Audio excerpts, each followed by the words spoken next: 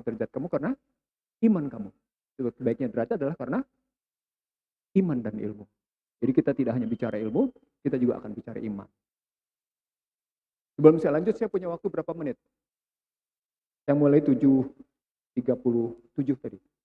Sekarang baru 7 menit. Berapa menit saya punya presentasi? Nanti kita ada sampai jam 21.30. Itu 15 menitnya tanya jawab. Jadi sekitar sampai jam 9. Kenapa sampai saya tanya? Biasanya saya ngomong kayak gini 2-3 jam. 2 jam saya bicara, 1 jam kita dialog. Nanti saya akan juga bersedia untuk digugurkan referensi saya, digugurkan data saya, karena yang kita cari adalah kulil haq wal qanakullah. Yang kita cari adalah perubahan nama khalqtah jabatilan, subhana kaptina azaban.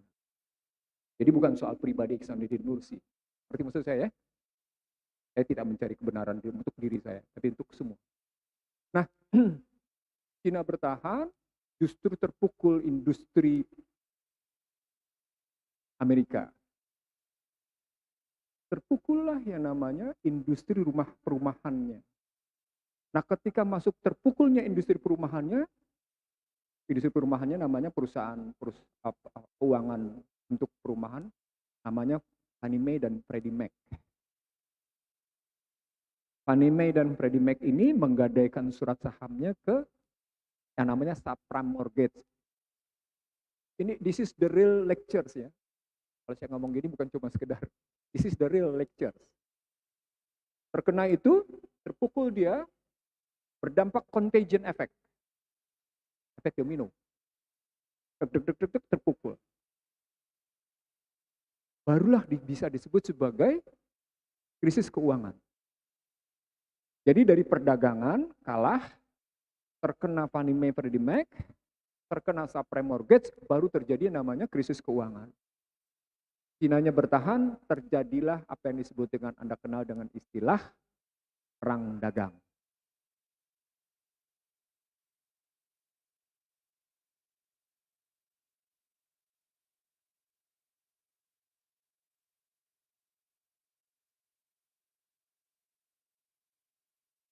Nah, dari sini kita bisa lihat bahwa sesungguhnya problemnya menjadi perang dagang, perang nilai tukar, perang ICT. Perang ICT sekarang dibuktikan dengan apa? Kalau Anda update, perang informasi communication teknologi antara Cina dengan Amerika, update-nya sekarang ini dengan apa bukti perangnya? Tahu? Dengan apa? Ada 2. Di bahan baku dan di semikonduktor. Yang pertama. Yang kedua, di infrastruktur. Bahan bakunya adalah germanium dan gallium yang Cina melarang untuk mengekspor ke Amerika. Sebaliknya Amerika melarang untuk mengekspor semikonduktor ke Cina. Itu di bahan. Saat yang sama Amerika meminta semua negara yang memasang infrastruktur Huawei bongkar. Jadi 2. Itu perang ICT. Itu perang ICT. Apa indikator berikutnya perang ICT? Android dilarang dijual ke China. Sehingga Huawei, Xiaomi tidak pakai sepenuhnya Android. Itu indikator perang ICT. Nanti ujungnya adalah, kalau Anda lihat, begitu keselnya Amerika, karena drone-nya yang sedang melakukan pengintaian di Laut Cina Selatan, bisa digiring oleh Cina, mendarat, dan diketahui sebagai mata-mata oleh Cina. Itu perang ICT. Yang paling mendasar adalah di perang ICT tadi, ketika Jenderal Iran dibunuh oleh Cina lewat drone. Yang paling mutakhir adalah bagaimana Iran dan Cina membantu Rusia dengan ICT pakai drone menghajar Ukraina. Itu ICT semua. Itu perang ICT-nya sampai ke itu. Yang paling mutakhir lagi adalah perang satelit. Yang paling mutakhir lagi adalah, kalau pakai kondisi sekarang, tadi saya menyebut sekilas pada teman-teman yang menyebut saya, apa yang disebut dengan quantum computer. Yang paling mutakhir lagi adalah ketika Anda mengaplikasikan satu sehat. Siapa yang pasang satu sehat di handphonenya? Anda. Siap-siaplah Anda dimonitor terus-menerus dan Anda tidak bebas merdeka. Siap-siaplah Anda dikendalikan. Yang mengendalikan Anda bukan Indonesia, tapi Yahudi. Itu satu sehat. Tapi sebenarnya itu nanti. Saya ingin meringkaskan saja. 1, perang dagang, 2, perang mata uang, 3, perang ICT, 4, perang sistem ekonomi, 5, perang militer. Dan itu berjalan sampai sekarang. Tadi ketemu krisis keuangan, krisis pangannya, ketemu krisis energinya, fuel itu berarti krisis energi, ketemu dengan krisis keuangannya, food, fuel, and financial. Apa indikatornya? Inflasi di mana-mana, nilai tukar ambruk, rupiah tidak pernah lebih baik dari harga 14.900, ya, itu gambaran itu gitu. Pulang, kita sudah dapat food, kita sudah dapat krisis energi, kita sudah dapat krisis yang namanya financial, keuangan, kita sudah dapat krisis frekuensi, yang terakhir, kita sudah masuk ke dalam krisis peradaban. Apa krisis peradaban indikatornya?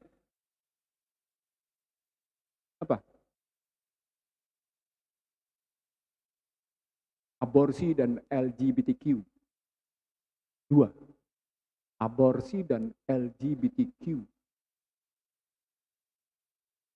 Aborsi dan LGBTQ itu aborsinya berhubungan dengan, ini riset saya yang sebenarnya tadinya hendak saya sampaikan di masjid ini tentang seabad barat gagal, tapi saya batalkan karena itu berarti saya harus cerita sekitar 2-3 jam. Saya kasih yang ini aja karena judulnya kebetulan meminta arah pemikiran pemikiran kepemimpinan dan bagaimana kondisi. Dampaknya adalah Bapak Ibu sekalian dalam apa yang saya sampaikan tadi. Selama Indonesia tunduk pada, ini tesanya ya, hipotesisnya, perhatikan baik-baik hipotesisnya. Selama Indonesia tunduk pada sistem perekonomian neoliberal, selama itu Indonesia tidak akan pernah terbebas perekonomiannya dari dikte Barat. Dalam bahasa lain seperti buku saya Belum Merdeka. Judulnya Belum Merdeka. Selama itu perekonomian kita akan terus mereka dikte. Apa indikatornya? Untuk seluruh Indonesia, Anda bisa lihat Undang-Undang Perbankan 1098 yang memperkenankan asing memiliki jumlah saham sebesar-besarnya, baru kemudian diatur. Itu 1098, dampak dari krisis. Kedua, Undang-Undang Bank Sentral. Ketiga, nah ini yang menarik, yang tidak saya batalkan bersama teman-teman, tapi kemudian saya ditinggalin. Undang-Undang 2499, lalu lintas devisa dan sistem pembayaran, yang berhubungan dengan ini nanti. Lalu lintas devisa dan sistem pembayaran. Berikutnya adalah, ini dikerjakan di era Habibie dan berlanjut di era yang lain, adalah Undang-Undang Migas, Undang-Undang Kelistrikan, Undang-Undang Persaingan Usaha. Di era SB yang paling menyesakkan dada, yang kemudian tadi saya ditinggalin, Undang-Undang Penanaman Modal 2507. Muncullah kemudian Undang-Undang 38 2008 tentang Asian Charter. Maka ketika Joko Widodo mendatangkan tenaga kerja asing, Joko Widodo sudah punya alasan. Alasannya adalah Undang-Undang Masyarakat Ekonomi ASEAN. Karena bukan hanya kebebasan modal, bukan hanya kebebasan perdagangan, bukan hanya kebebasan perbankan, juga kebebasan tenaga kerja. Walaupun tenaga kerjanya dibatasi siapa-siapa saja. Dimanipulasi kebijakannya, keluarlah kebijakan tenaga kerja asing. Jadi Joko Widodo sesungguhnya mengambil manfaat dari Undang-Undang Masyarakat Ekonomi ASEAN. Itu yang orang tidak mengerti. Repotnya, Joko Widodo bukan mengambil orang-orang sesuai dengan Masyarakat Ekonomi ASEAN. Termasuk pesuruh pun didatangkan. Nah itu repotnya, itu namanya manipulasi. Itu basisnya Undang-Undang 2507 ayat 38 2008. Undang-Undang Masyarakat Ekonomi ASEAN. Berlanjut di 2507 sebelum ke 38 2008 dan 4088 di Undang-Undang 2507 berbeda dengan yang namanya masyarakat Jogja. Masyarakat Jogja masih menolak Cina memiliki tanah. Artinya ada perbedaan antara orang Jogja dengan orang Cina. Berdasarkan Undang-Undang 2507 sebenarnya nggak boleh. Karena berlaku azas non-diskriminatif. Berdasarkan 2507. Apa poinnya? Poinnya adalah orang asing dengan orang domestik, orang asli, disamain kedudukannya. Itu 2507. Dibenarkan oleh Undang-Undang 38 2008, dibenarkan lagi oleh Undang-Undang Anti Diskriminasi 40 2008. Jadilah sekarang secara sistem perekonomian dan kewarganegaraan Anda terjajah. Anda menerima tamu Anda suguhi, dia berterima kasih, dari ruang tamu dia masuk ke ruang makan, dari ruang makan dia masuk ke ruang keluarga, dari ruang keluarga dia masuk ke ruang pribadi, dari ruang pribadi dia ganggu harkat martabat kita. Nah, itu keadaannya sebenarnya. Saya ulang ya, contoh sekarang ini, tamu kita undang, dari ruang tamu, dia minta masuk ke ruang makan, dari ruang makan, dia masuk ke ruang keluarga, dari ruang keluarga, dia masuk ke ruang pribadi, kamar kita, bukan hanya dia ngacak-ngacak lemari, yang menjadi harkat martabat kita juga dia ganggu dan dia pakai. Itu kurang ajarnya. Dan itu dibuat undang-undang. Dan itu neoliberal. Saya menyebutnya Gojek itu adalah bukti berlakunya sistem ultra neoliberal. Kenapa pakai ultra? Karena sang budak tidak merasa sebagai budak. Coba, pengemudi ojek merasa nggak sebagai budak? Merasa mereka. Padahal itu yang disebut dengan ultra modern slavery system. Nggak sadar dia.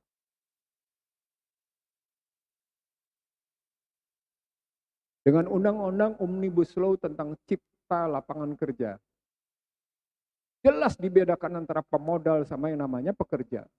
Jelas dibedakan. Bahwa pemodal melulu hanya dalam rangka alat tenaga kerja.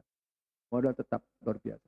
Apalagi masuk undang-undang Omnibus Law kesehatan. Nah, sampai di sini saya ingin mengatakan sama Anda, ringkas. Siapapun presidennya, apakah itu Anies Baswedan yang bakal menang? Apakah itu Prabowo Subianto yang bakal menang? Apakah itu Ganjar Pranowo yang bakal menang? Selama dia tidak mengubah sistem kapitalistik yang sudah struktural kayak gini, dia tidak akan pernah bisa mengubah keterjajahan perekonomian Indonesia. Ulang, perhatikan. Bapak Ibu sekalian, saya ngomong kayak gini bukan di Masjid Nurul Asri. Saya ngomong di mana-mana dan saya minta dibantah. Artinya saya bersedia untuk dibantah dengan mengadu data, mengadu referensi, mengadu angka-angka. Ayo kita beradu angka, ayo kita beradu data, ayo kita beradu referensi. Tadi saya nyebut undang-undang cuma sekitar 7. Saya masih punya sekitar sorry to say, masih belasan undang-undang lain yang bisa saya katakan bahwa kita terdikte. Saya hanya menyebut 7 tadi. Itu pun yang biasa saya sajikan untuk para dirjen, karena singkatnya. Itu sisi soal perekonomian. Nah sekarang sisi kepemimpinan. Kepemimpinan saya ambil tematiknya ini, karena ini saya sajikan di beberapa tempat, termasuk kemarin di UGM. Di UGM minggu lalu, Sabtu, di University Club, bersama dengan sejumlah profesor dari UII, dari UGM, dan dari beberapa universitas lain, saya menyebut tentang betapa parahnya sistem politik hukum di Indonesia. Judulnya begini, Reformasi Mengkhianati Konstitusi 45. Lihat.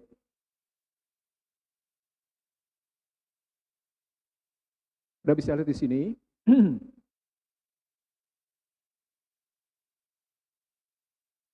Kotak yang paling atas itu ditulis oleh Juklin. Kalimatnya jelas. Juklin, kolumnis politik majalah Time. Juklin bukan hanya kolumnis politik majalah Time. Juklin juga adalah tangan kanan Rupert Murdoch. Siapa Rupert Murdoch? Ini bukan anak komunikasi sih, jadi nggak tahu. Rupert Murdoch adalah presiden mass media di dunia. Jadi kalau Anda bicara tentang CNN, Anda bicara CNBC, Anda bicara tentang Financial Times, Anda bicara tentang berbagai media di dunia yang terkenal, pemiliknya adalah Rupert Murdoch. Dan tangan kanannya adalah Juklin. Dalam Politics Loss, Doubleday Random House New York 2006, dia menyebut, demokrasi liberal itu di AS ditentukan oleh 5. Nanti Anda bisa bandingin sama Indonesia, sama apa enggak. Yang pertama, pollster. Tahu pollster ya? Pembuat jajak pendapat. Research, survei mengatakan, kan gitu kan? Bahwa Ganjar Pranowo paling rendah di Jawa Barat, paling tinggi Prabowo, kedua Anies Baswedan. Di Jawa Timur paling tinggi Prabowo, nomor 2 Anies, nomor 3 Ganjar. Di Jawa Tengah Prabowo, Anies, semuanya begitu-gitu. Betul nggak? Itu riset opini. Riset opini itu hasilnya temporer. Berbagai metodologi bisa ngerontokin. Saya pernah ngerontokin beberapa pollster, pembuat jajak pendapat. Karena tidak fair. Jadi yang pertama adalah jajak pendapat, yang kedua adalah media massa, yang ketiga adalah para lobby dan LSM, yang keempat baru parpol, yang kelima pemodal. 1, 2, 3, 4 nggak bisa bekerja tanpa modal.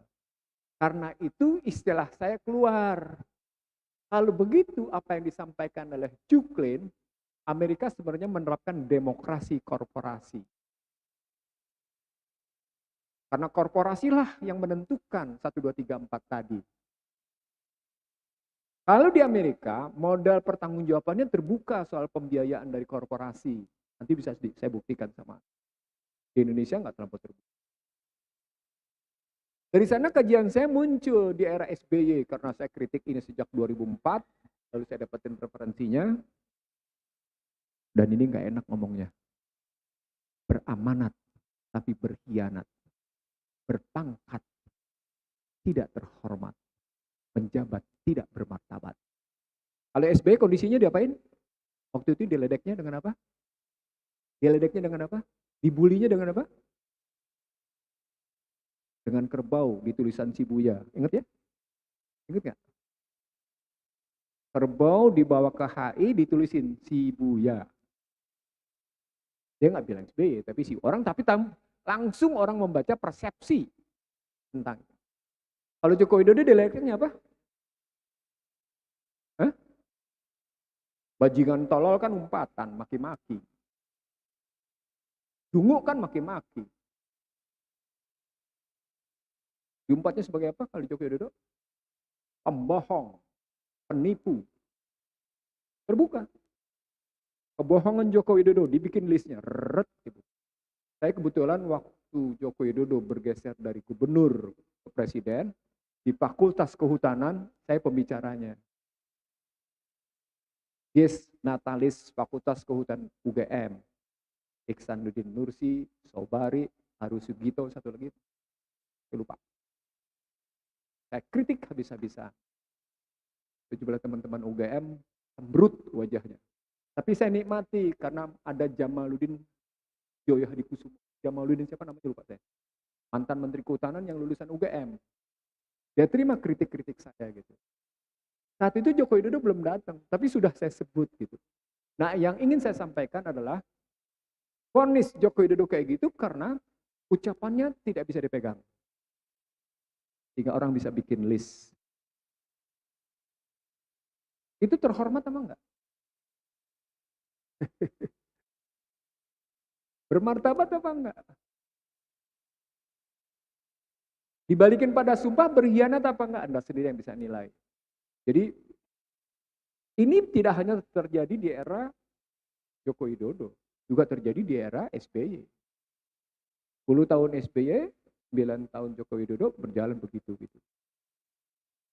Dalam perspektif ekonomi politik, saya mengambil pendapat Hatta. Buat apa demokrasi liberal kita terapkan kalau sementara ekonomi kita ditindas? Keluarlah kata-kata Hatta. Tanpa demokrasi ekonomi di sebelahnya, kita belumlah merdeka. Keluarlah buku saya di 2008. Kita belum merdeka. Lalu saya bandingkan dengan kalimat di bawahnya. Miskin harta itu relatif. Bapak Ibu sekalian, sebulan lalu saya ketemu seorang kiai yang istilahnya warok luar biasa. Seperti warok ya. Warok luar biasa. Sampai-sampai sejumlah habib ternama di Indonesia datang ke dia, dia bisa tolak. Ditolak. Sejumlah habib besar namanya di Indonesia datang ngasih duit ke dia, duitnya disuruh bawa pulang sama dia. Nggak tahu ke saya kenapa, saya begitu datang cuma nunggu 5 menit, masuk ke dalam ngobrol, kita bercerita. Saya ketemu di situ, tahu rumahnya berlantai apa? Berlantai tanah. Rumahnya berlantai tanah. Tahu dindingnya dari apa? Dari gedek. Gentingnya genting tua. Tapi muridnya, Masya Allah. Di situ kelihatan bagaimana kewibawaan iman. Saya nggak ingin nyebut namanya karena kebetulan saya ketemunya di Kerawang. Di Kecamatan Batu Sigar, Desa Sigar Jaya. Jauh dari Rengas Dengklok sekitar 42 kilo.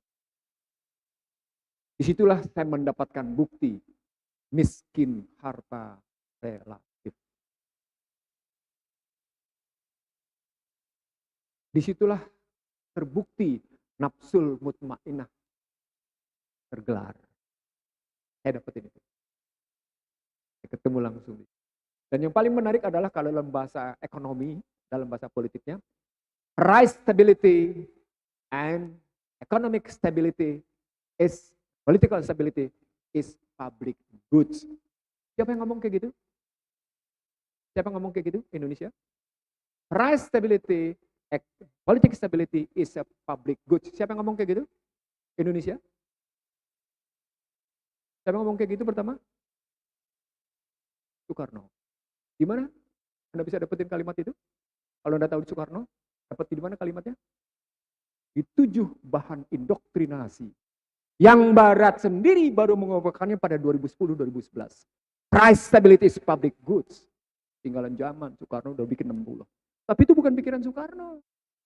Ternyata itu pikiran-pikiran orang Islam yang dibawa oleh Soekarno ke istana untuk merumuskan pembangunan rakyat semesta.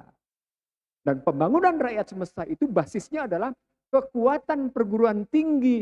Itulah sejak saya bolak-balik ke UGM, saya menyebut mestinya UGM berperan penuh kepada Provinsi Yogyakarta dalam rangka peningkatan kualitas kebijakan. Gitu. Kalau Solo siapa mestinya? UNS. Kalau Jawa Timur mestinya apa? Ada 2, ITS sama UNER sama Brawijaya.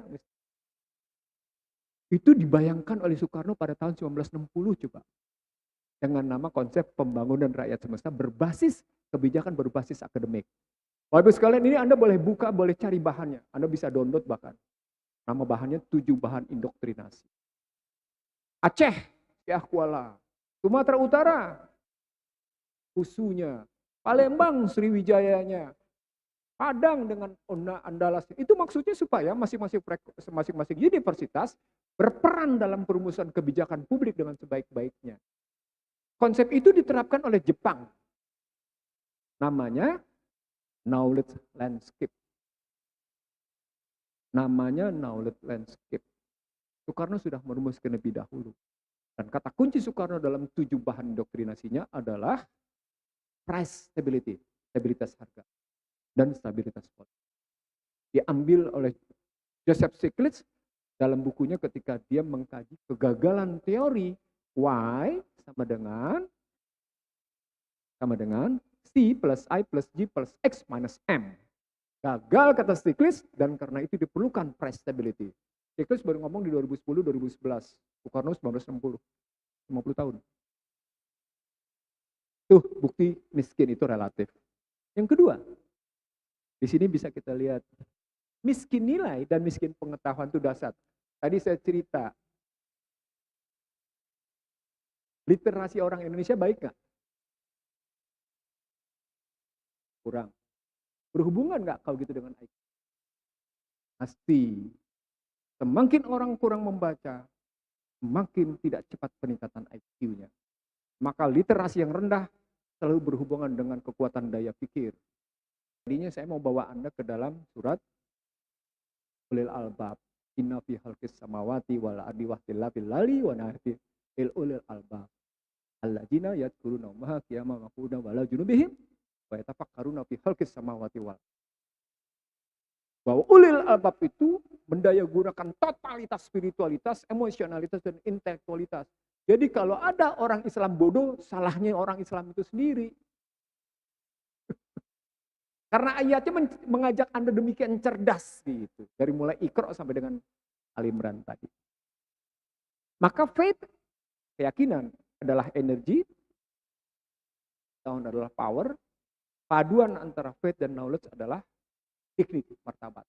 Kamu tadi, aku angkat derajat kamu karena ilmu, derajat kamu karena iman. Rumusnya di bawah itu tuh. Rumusnya di bawah itu. Disitulah kekayaan dalam konsep Islam, bukan ukuran kesuksesan. Mau bukti Pak? Bahwa kekayaan bukan ukuran kesuksesan? Mau bukti? Tapi sekaligus juga kekayaan merupakan bukti. Mau bukti? Lihat Siti Hadijah. Dari orang kaya di Mekah sampai pindah ke Madinah, dia habiskan hartanya untuk mendukung habis-habisan suaminya. Sampai akhirnya di saat-saat dia meninggal, kain kafan pun harus dibisikkan pada anaknya. Sampaikan kepada ayahmu, aku membutuhkan surbannya untuk kafanku. Datanglah Jibril yang membawakan 5 kain kafan. Apa artinya? Kekayaannya habis untuk mendukung suami. Tapi pada saat yang sama, Utsman bin Affan dan Abu Bakar Siddiq, kekayaannya terpelihara. Itu hebatnya Islam. Dia mengajarkan di satu sisi optimisme, husnuzon, tapi saat yang sama mengajarkan sikap kewaspadaan. Perspektifnya begitu. Nah, dari tesis ini lahirlah yang saya sebut sebagai demokrasi korporasi. Jadi kalau ada disertasinya Pramono Anung tentang berapa anggota DPR habis, ada disertasinya siapa lagi di DPR sana, ada lagi saya dengar Krisdayanti untuk menjadi anggota DPR minimal menghabiskan uang 2 miliar. Padahal namanya sudah Krisdayanti, sudah terkenal gitu. Tapi toh harus keluar uang juga. Ada lagi yang sampai bilang 5 miliar. Bukti. Tanpa uang Anda tidak bisa. Di desa Tempel, Sleman, seseorang untuk menjadi kepala desa, warganya dapetin uang 250.000 per warga. Tapi di desa Podung, Badul, 25.000 cukup. Poinnya bukan soal 25.000 atau 250.000. Poinnya adalah tetap suara Anda dibeli. Kalau sesuatu kepercayaan dibeli dengan uang, apa dampaknya? Harkat martabat ada dijengkalin. Itu maksudnya. Anak Betawi bilang, gengsi lo gue jengkalin gitu. Gengsi lo gue taker gitu. Kalau anak Jakarta bilangnya, gengsi lo gue taker. Disitulah seorang perempuan yang punya kecenderungan materialisme diatur oleh Al-Quran agar materialismenya tidak membimbing dia ke arah setan. Sama seperti lelaki yang punya kecenderungan untuk poligami, diatur poligaminya agar poligaminya tidak berantakan. Atau kalau tidak bisa, tidak perlu poligami. Sama tuh prinsipnya. Tuh, sampai segitu hebatnya pengaturannya. Saya terusin. Nah, ini bukti bahwa yang namanya Amerika keluar duitnya luar biasa. Tiap tahun terus dia meningkat. Tiap tahun dia terus meningkat. Biaya kampanye presiden di AS 1979, 1920 terus meningkat. Saya tidak tahu di 2022 ini kan 2024 nanti di bulan November harus ada pemilihan. Dari 2025 akan ada presiden baru Amerika. Sama seperti kita. Pertarungannya keras antara Joe Biden tetap melawan Trump, tapi Trump sudah digeret ke pengadilan dengan berbagai tudingan. Tapi di belakang itu Trump masih tetap menguasai dari Republik 56% dibanding Robert DeSantis. Artinya pertarungan uangnya masih tetap kencang. Saya terusin. Nah, kita masuk ke Indonesia. Bapak Ibu sekalian, kalau lihat desain ini, kita akan lihat bahwa ternyata reformasi sudah mengkhianati Pancasila. Reformasi telah ngentutin Undang-Undang Dasar 45. Mari kita lihat. Kata pembukaan Undang-Undang Dasar 45 tidak diganti, tapi dibikin menjadi kata pembukaan Undang-Undang Dasar 2002. Isinya 4 tetap. Alinea pertama, tentang kemerdekaan adalah hak segala bangsa. Alinea kedua, dia membentuk visi. Visinya adalah bebas, merdeka, berdaulat, adil makmur. Yang menarik adalah yang ketiga, alinea ketiga. Juga tidak diubah. Bapak Ibu sekalian, perhatikan diksi yang digunakan oleh para pendiri Republik. Dalam hal ini digunakan oleh Agus Salim.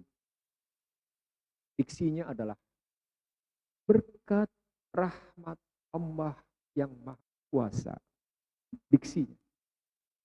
Bukan berkat rahmat Tuhan yang Maha Kuasa. Tapi digunakan istilah berkat rahmat Allah yang Maha Kuasa. Kalau Anda mau mencarinya di Al-Quran, tadi sudah saya kasih kunci, adanya di Al-Imran. Jadi Ki Bagus Adikusumo mengambil bahasa Al-Imran, dituangkan di sini menjadi berkat rahmat. Tapi dengan satu catatan, keimanan yang membimbing dan bebas dari kepentingan apapun. Makanya kalimatnya adalah berkat rahmat Allah yang Maha Kuasa dan didorong oleh keinginan luhur. Kalau sekarang keinginan siapa?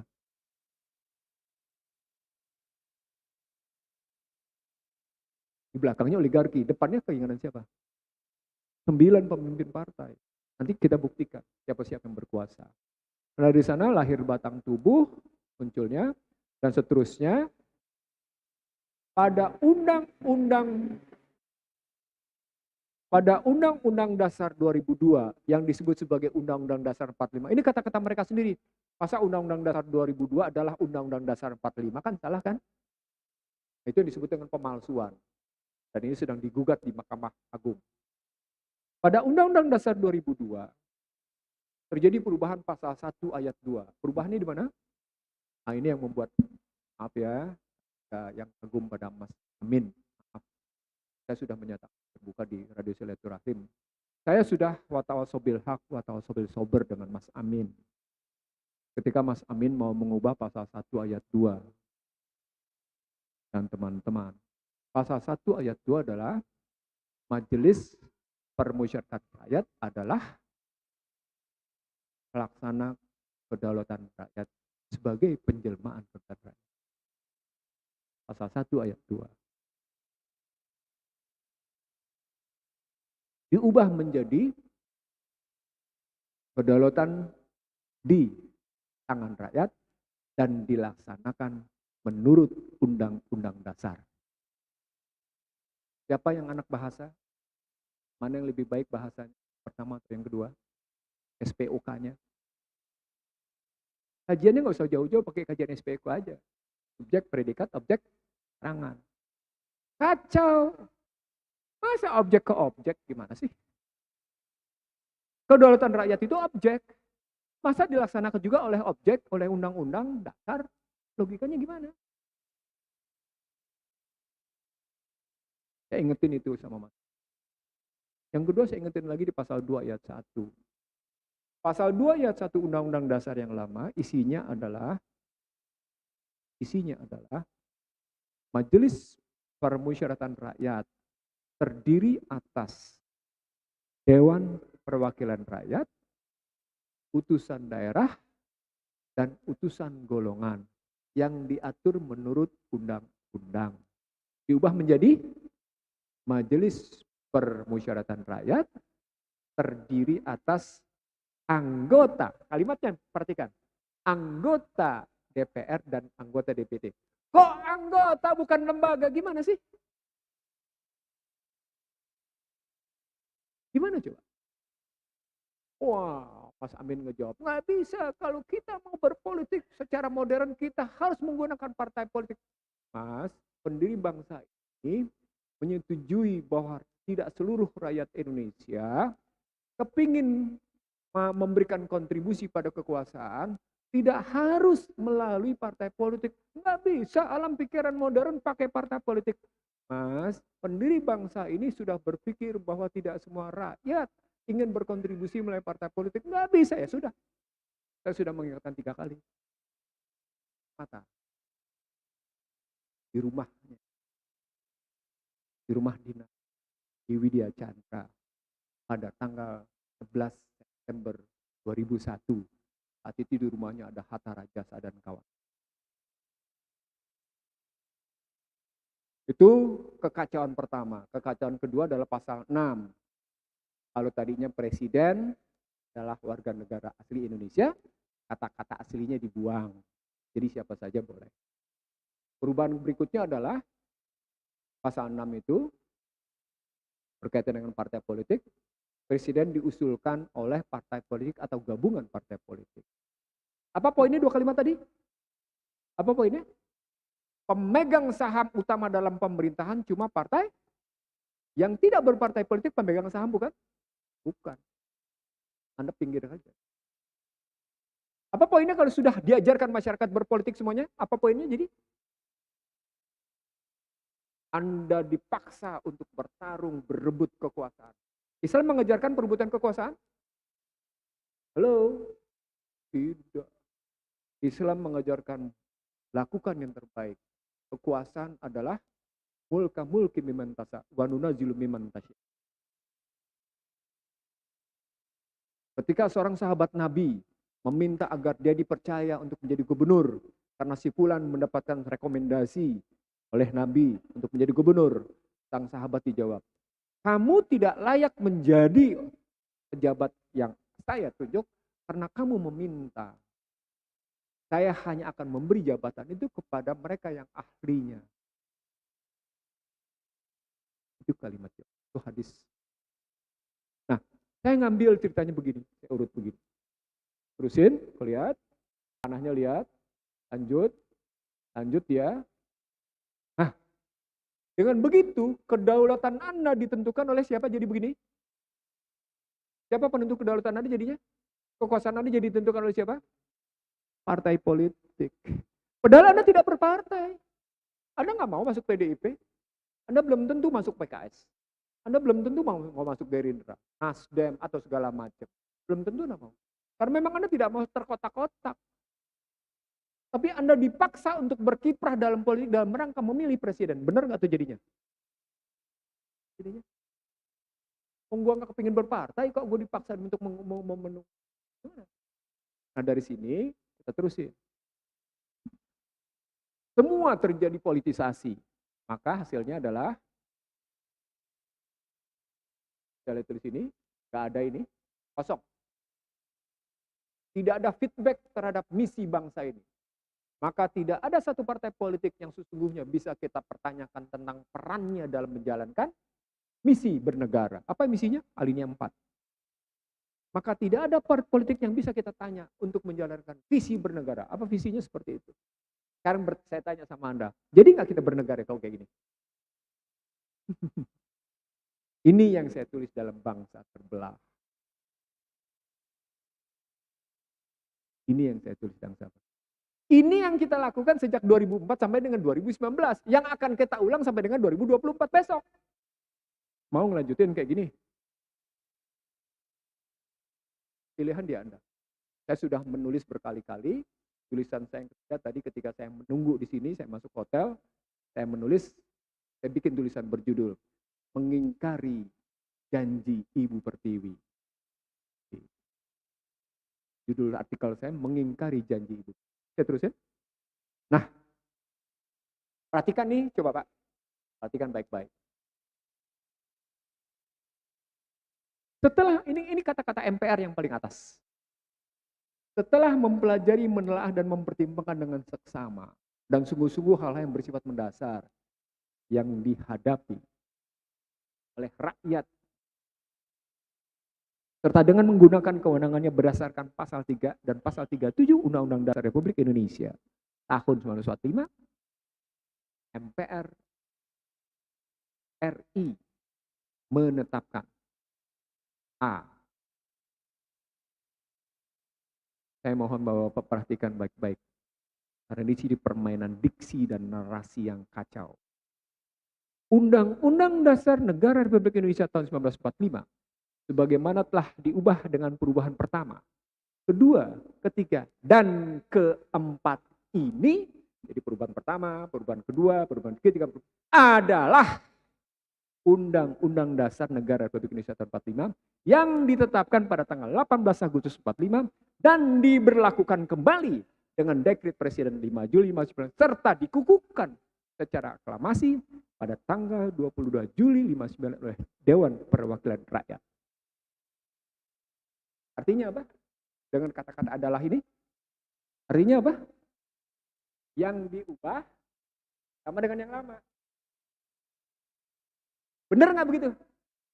Enggak dong. Kailan menyatakan amandemen itu telah mengubah Undang-Undang 45 97%.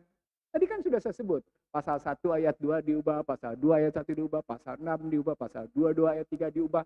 Kok tetap sama? Kalau bilang adalah, menipu nggak? Menipu nggak? Tuh. Dari sini saya temukan perubahan-perubahan itu terjadi dengan amandemen itu antara lain saya sebut pasal 1 ayat 1, pasal 2 ayat 6 dan 33 ayat 4. Tabnya, tab nomor 1 tahun 2002 menyatakan membentuk komisi konstitusi yang akan dapat menyajikan alternatif perubahan undang-undang dasar yang mempunyai landasan teoritis serta bersifat lebih aspiratif dan antisipatif untuk kemajuan Indonesia ke depan. Jadi dia sadar nih bahwa Undang-Undang Dasar 2002 yang diubah itu tak kajian komprehensif. Makanya keluar tab ini. Dari sini terbukti. Komisi Konstitusi mengeluarkan kesimpulan setelah melakukan kajian. Kesimpulannya adalah sebagai berikut. Perhatikan kalimatnya, Pak. Ini menarik, Pak. Jadi betul-betul Anda bermain dalam gauzul fikri. Perang bahasa. Perang pemikiran. Kesimpulan Komisi Konstitusi, butir 5, tiadanya kerangka acuan atas naskah akademik dalam melakukan perubahan Undang-Undang Dasar 45 merupakan salah satu sebab timbulnya inkonsistensi teoritis dan konsep dalam mengatur muatan Undang-Undang Dasar. Asik gak tuh? Itu lihat aja yang saya garis bawahi. Timbulnya inkonsistensi teoritis dan konsep dalam mengatur muatan. Hal ini berlaku juga terhadap prosedur perubahan Undang-Undang Dasar tidak melibatkan rakyat. Nah, studi DPD menyatakan perubahan konstitusi di 99 hingga 2 telah menghasilkan konstitusi yang telah meninggalkan Pancasila sebagai norma hukum tertinggi. Nah, kalau Anda kemudian ikut tetap pemilu 2024 yang basarnya Undang-Undang Dasar 252, Anda masih tetap konsisten pada Pancasila apa enggak? Saya masih Pancasila, masih begitu apa enggak? Enggak, karena sudah ninggalin Pancasila. Keluarlah kajian saya berkali-kali, mengkhianati Pancasila sampai yang terakhir, mengingkari janji Ibu Pertiwi. Kayak gitu. Lalu ini bukti, angkanya kekecilan. Tapi perhatikan, Ibu yang depan ini masih ngeliat kan? Kelihatan kan? Per pemilih pada 2004,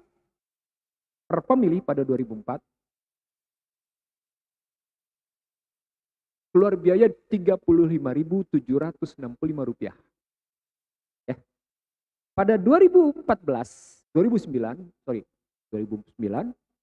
per pemilih keluar biaya 69.908.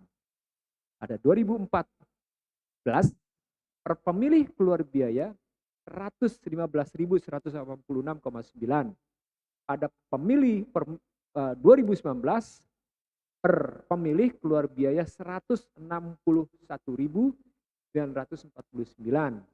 Pada 2024 per pemilih akan keluar Rp419.907. Pertanyaan saya, dengan makin meningkatnya biaya pemilu, hidup Anda makin baik makin susah.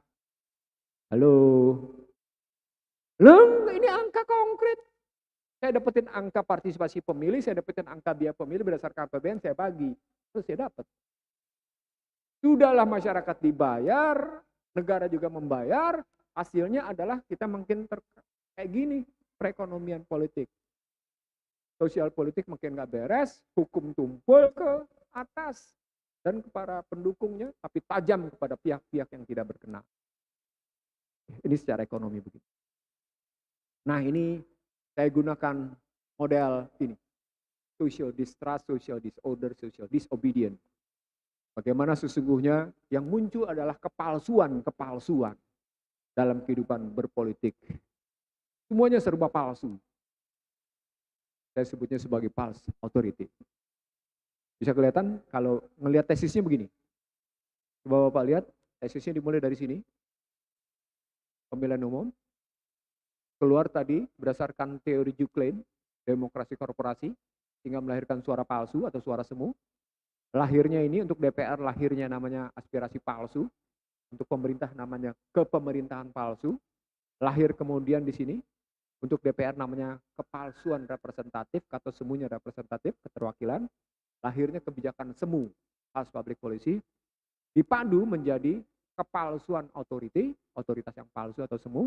Dampaknya menjadi di peradilan namanya false certainty, kepastian hukum yang palsu. Hasilnya begini. Masyarakat yang tidak percaya satu sama lain, masyarakat yang tidak punya disiplin, masyarakat yang membangkang. Hari ini pembangkangan itu sudah berwujud menjadi perlawanan dengan munculnya konsep dengan munculnya tindakan pemakzulan dan people power. Itu bukan lagi social disorder, tapi sudah political disorder. Bahkan sudah sampai political against. Sukses? Saya tidak tahu. Tapi paling tidak sudah ada 2 aliran. Nanti saya sebutin lagi aliran yang lain. Kita percepat. Nah, ini dasar buku saya. Untuk yang perempuan jangan yang tersinggung, yang akhwat, karena nanti saya akan masuk ke perempuan lebih dalam di sini.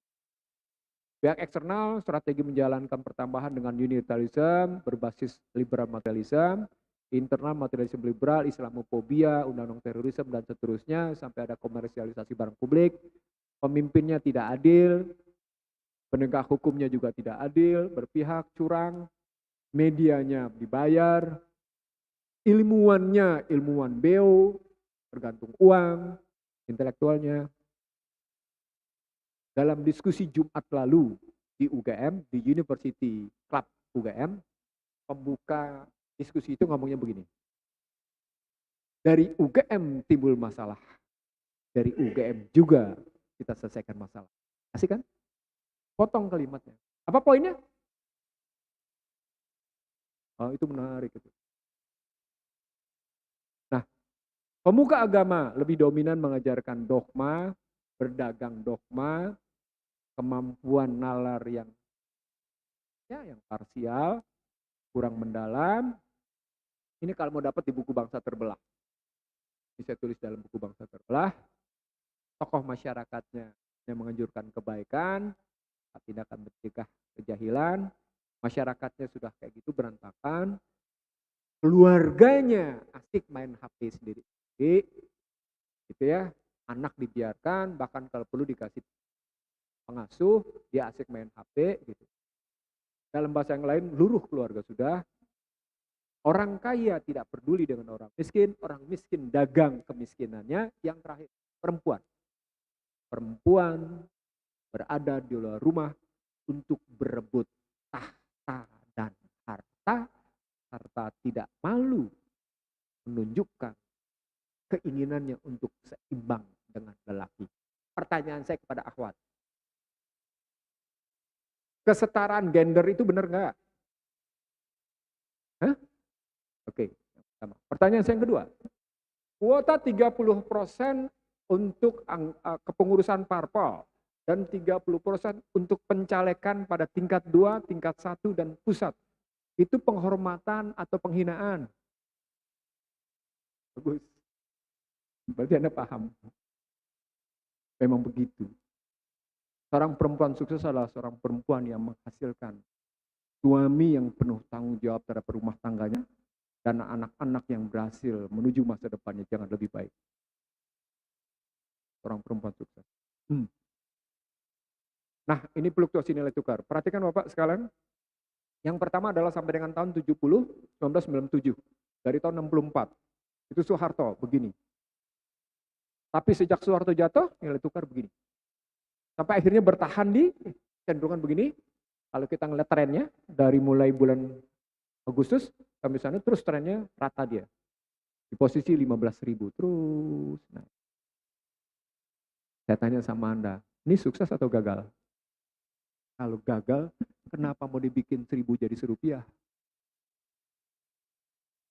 Hah? Currency. Itu argumen saya. Saya pakai itu. Betul. Mempermudah masuk ke dalam digital currency. Tapi sekaligus menunjukkan lemahnya perekonomian.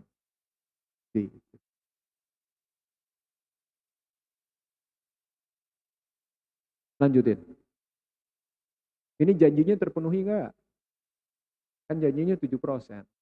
Hasilnya begini. Sudah ya? Pertumbuhan. Ini kemiskinannya. Di 2024 dia bilang kemiskinannya cuma tinggal 6,5 sampai dengan 7,5. Padahal dia sudah dijebak oleh Bank Dunia dengan mengubah posisi dari lower middle income menjadi upper middle income. Apa dampak dari posisi perubahan naik kelas dari lower middle income ke upper middle income? Dampaknya Anda harus mengimprove pendapatan, government revenue, dan kalau government revenue-nya nggak bisa, pajaknya nggak bisa dinaikin, Anda mesti ngapain? Mesti ngapain? Mesti ngutang. Berarti lu diperangkap, lu dijebak. Lalu indikasi atau alat ukur tentang upper middle income pun berjarak besar. Dari 4.700 sampai dengan 17.000. Jadi spare-nya itu, rentangnya itu kejauhan. Di situ jebakannya. Ini kemiskinan. Ini gini. Jangan salah, gininya masih ukuran pengeluaran ya, bukan pendapatan. Beda antara ukuran pengeluaran, pendapatan. Nanti ini terperangkap kita ke dalam kasus petani, nilai tukar petani dan nilai tukar nelayan. Lanjut lagi, nah ini tingkat pengangguran. Dia pun mau turunin lagi. Hanya indikator-indikatornya begitu. Saya terusin lagi. Ini utang menarik nih. Udah bicara utang. Angka yang warnanya putih itu sampai dengan September 2022. Tapi yang kuning di bawah itu sampai dengan kemarin, Juli 2023. Jumlah hutangnya sudah 7.800 triliun. Saya hitung. Berapa sebenarnya hutang per kapita? Saya tadi dijemput sama dua anak muda yang baru menikah dan mungkin baru akan punya bayi. Nanti bayi dia akan punya utang minimal 28.363.000. Baru lahir langsung punya utang. Utangnya 28 juta. Saya kira akan lebih. Hitungannya begitu. Dan kelihatan di situ Joko Widodo meningkatkan hutang paling besar sekali. Jumlahnya sampai 130, ini berarti lebih, menjadi sekitar 140%. SBY cuma 100% naikin. Joko Widodo sampai 140%. Karena dia berubah dari posisi 5.000, dari 6.160 menjadi 7.800. Dengan hitung-hitungan kayak gitu. Ini dia. 10 orang terkaya yang Anda sebut sebagai oligarki. 10 orang terkaya ini Dia mempengaruhi APBN 53,22%, dia mempengaruhi perbankan sampai dengan 20%. Dahsyatnya? Amat dahsyat. Itu hanya 10 orang. Gimana kalau 15? Gimana kalau 25? Lebih dahsyat lagi. Ini dari berbagai sumber saya ambil. Nah, poinnya adalah mereka menguasai sumber daya, produksi, logistik, dikuasai segelintir orang. Nah, ini masalah struktural, lewatin aja, kepanjangan. Ini juga masalah struktural, lewatin aja, kepanjangan. Ini dia tadi yang pasal 1 ayat 2. Negara Indonesia adalah negara kesatuan, ya Republik, ayat 2-nya, kedaulatan dari tangan rakyat dan dilakukan sepenuhnya majelis permusyawaratan rakyat. Ya, itu 5. Kemudian Undang Dasar 45, majelis yang terdiri atas itu, lihat, dia menjadi penjelmaan. Dan sekarang nggak bisa menjelmakan rakyat, karena dia merupakan penjelmaan kedaulatan partai. Oh, artinya apa? Kedaulatan rakyat diambil oleh partai politik. Nah, ini penutup. Ini disertasi saya. Modal sosial adalah modal finansial. Semuanya basisnya Al-Quran dan hadis. Tapi saya terjemahkan ke dalam bahwa pentingnya silaturahim itu nampak dari jejaring sosial. Pentingnya memegang komitmen. Wala amanah Rasulullah bima unjila ilahi rabbiyal mu'minuna kullun amanah billahi wa malaikatihi wa kutubihi wa rusulihi fariqu baina adam rasulih wa qalu sami'na wa ata'na ghufranaka rabbana wa ilaikal masir. Nilai komitmen kejujuran yang menjadi sebuah praktek diikat dengan silaturahim, dipimpin oleh kepemimpinan. Maka dia tidak boleh melebihi modal finansial supaya tidak menjadi sosialis. Baliknya, modal finansial tidak boleh melebihi modal sosial supaya tidak terjadi kapitalis. Di disertasi saya 2010. Lalu saya ambil Ibnu Khaldun, saya terjemahkan sembilan rupa, ketemu tesisnya begini. Nah, tuntutannya 5. Bebaskan dari ketertindasan, bebaskan dari kebodohan, kemiskinan, ketimpangan, dan kehinaan. Lalu ini dia kata kuncinya. Kira-kira nama-nama 3 orang yang muncul itu bisa ngejawab 3 ini?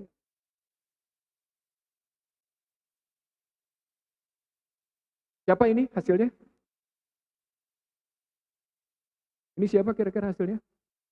Muhammad Rasulullah. Ditulis oleh Michael Hart.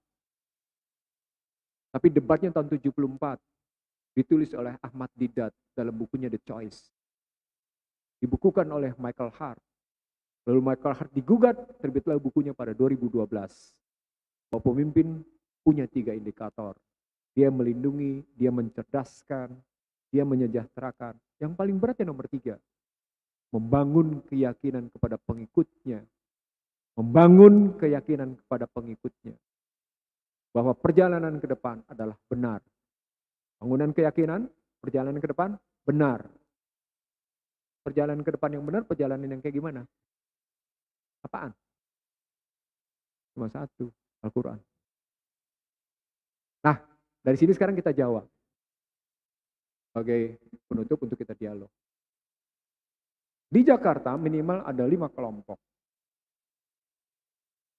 Kelompok memakzulkan, kelompok people power, kelompok mau pemilu, kelompok mau pemilu, kelompok mau kembali ke Undang-Undang Dasar 45, kelompok ikut yang enak aja yang mana pokoknya gue ikut. Free rider, oportunis sejati. Ada 5. Kelompok ini terpecah-pecah sehingga keutuhan suara pada 3 calon berantakan, apalagi cawapresnya kayak gini. Muncul nama Budi Gunawan untuk Ganjar Pranowo. Anda tidak dengar itu, padahal di bawah permukaan muncul nama Budi Gunawan. Muncul juga kalau yang inginkan sebenarnya Erick Thohir. Ingin masuk. Muncul juga nama Sandiaga Uno, bahkan Sandiaga Uno sudah melakukan banyak. Ya. Imin yang juga kebelet jadi cawapres. Khofifah yang ketakutan jadi cawapres. Pertanyaannya sederhana. Dari 3 calon tadi, siapa yang bisa ngejawab ini? Satu. Yang kedua, siapa yang mampu kira-kira mengatasi tekanan sistemik struktural terhadap ekonomi politik Indonesia? Ada nggak kira-kira? Dari 3 orang tadi. Itu pertanyaan intelektual. Ya, itu pertanyaan intelektual. Sekarang pertanyaan spiritual. Loh, ini perdebatan saya dengan sejumlah tokoh ulama soalnya. Saya ulang, perdebatan saya dengan tokoh-tokoh ulama besar di Jakarta. Mari kita lihat Al-Maidah 43 sampai dengan 50. Dengan kalimat tahkum dan yahkum. Siapa yang melanggar ketentuanku, maka dia adalah kafir. Al-Maidah 43.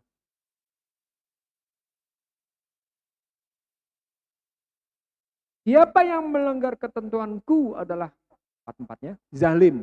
Karena berkaitan dengan mata dibalas dengan mata, telinga dengan telinga, nyawa dengan nyawa. Apa poinnya? Hukum pidana. Di 50, siapa yang melanggar ketentuanku adalah fasik. Tapi jangan lupa, berkali-kali asal kata ha, qaf, dan mim, hukum, fahkum dan yahkum diulang-ulang.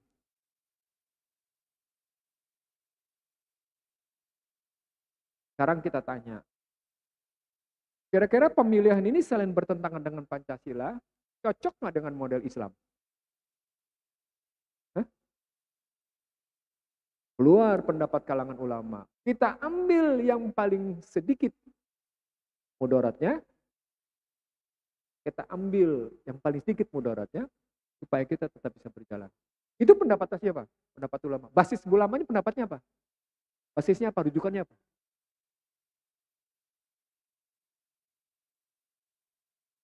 Fuqaha. Oke. Ada ulama yang lain menyatakan, ya sudah, biarkan hati Anda yang memutuskan, kata mereka. Ada ulama juga bilang gitu. Saya tanya balik, kalau fikih bisa kita rontokkan dengan ayat, maaf, ini omongan saya bukan baru, bukan hanya di Masjid Nurul Asri, tapi hampir di semua masjid di Jakarta di mana saya menjadi pembicaranya, termasuk ke beberapa habib besar di Indonesia. Saya nggak bisa ikut, saya bilang, dan habib itu nggak bisa ngelawan, nggak bisa ngebantah. Karena saya gunakan ayat dan hadis. Lalu ketika dia gunakan, kembalikan kepada hati Anda. Oke, apa yang dimaksud dengan hati? Saya bilang. Ya kolbu Anda bicaranya apa? Baik, kalau kembali kepada kolbu, saya jawab. Al-imanu akdun bi qalbi, ikrarun bilisan, amalun bil arkan. Itu argumennya Bukhari Muslim. Oke. Bahwa iman itu adalah kolbu, ucapan, dan tindakan. Satu. Argumen kedua, doa yang juga basisnya hadis. Allahumma inni a'udzubika min kulli syarri qalbi. Ya Allah, sesungguhnya aku berlindung dari keburukan kalbu. Allahumma inni a'udzubika min syarri lisani. Dari lisan. Allahumma inni a'udzubika min kulli syarri basari. Mata. Dan seterusnya mata, pendengaran. Maka ketika kita berlindung kolbi, lalu kemudian ternyata kolbu itu bagian dari iman, itu berarti soal sikap. Maka apakah kolbu itu boleh bertentangan dengan ajaran? Halo? Mati dia. Habis. Habis. Lalu muncul lagi pertanyaan dari teman-teman.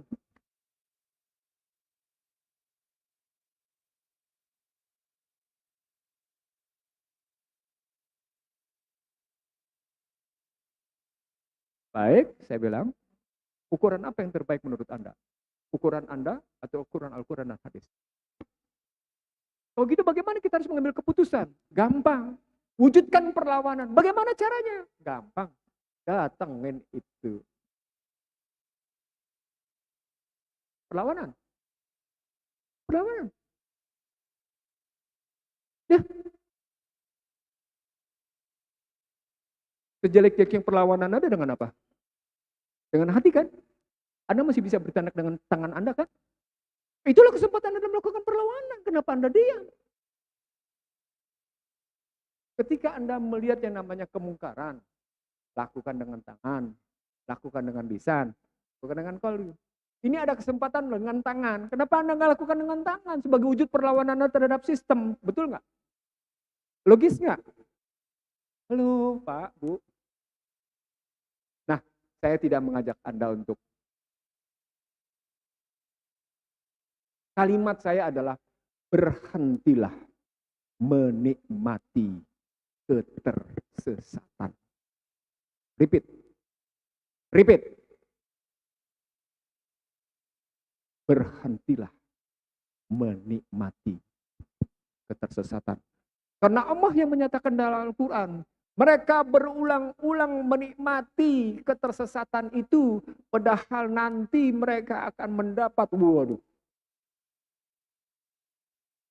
nanti datangnya istidrot tuh. Demikian Bapak Ibu sekalian, ini yang bisa 1 jam pas saya sampaikan. Mari kita berdialog. Sekarang pukul 8.50.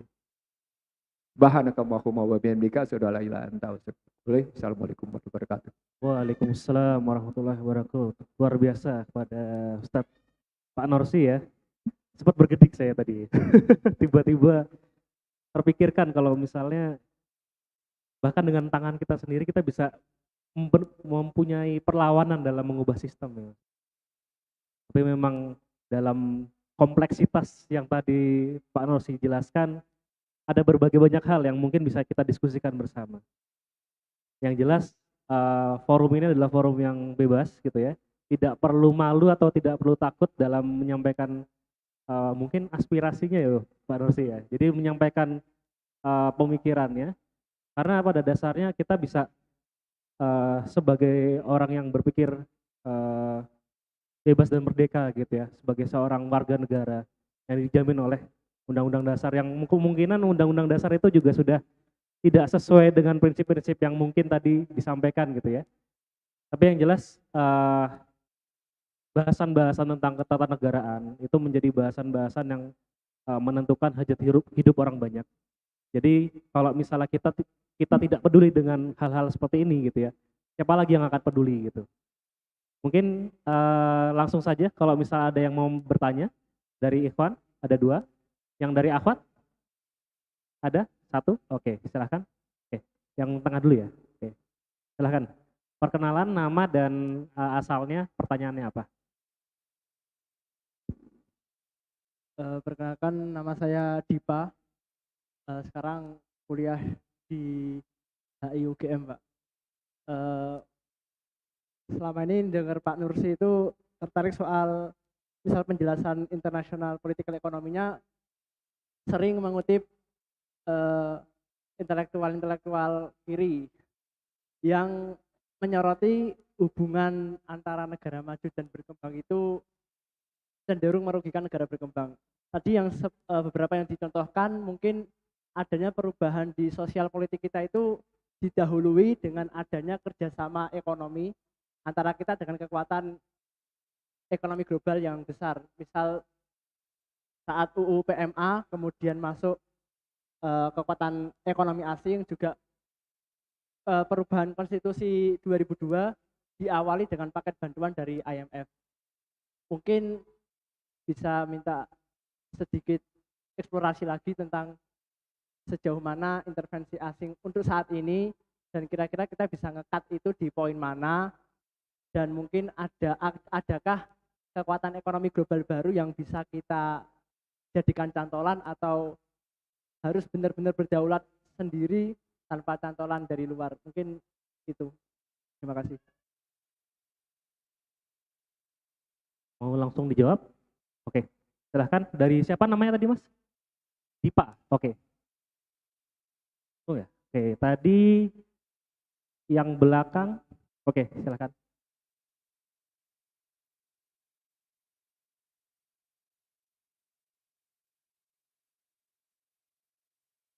Assalamualaikum warahmatullahi wabarakatuh. Selamat malam Bapak Ihsanuddin. Menyampaikan pertanyaan, tapi sebelum menyampaikan pertanyaan, saya ingin memberikan pengetahuan saya dari beberapa buku-buku sejarah yang saya pelajari. Sebelumnya nama saya Muhammad Fajar, asal saya dari Yogyakarta, saya dan sekarang seorang wira swasta. Jadi sepengetahuan kita semua, mungkin kita semua tahu ya, bangsa Indonesia itu dari dulu hingga saat ini daripada baiknya lebih banyak carut marutnya. Seperti contohnya di rezim Orde Lama banyak kacaunya.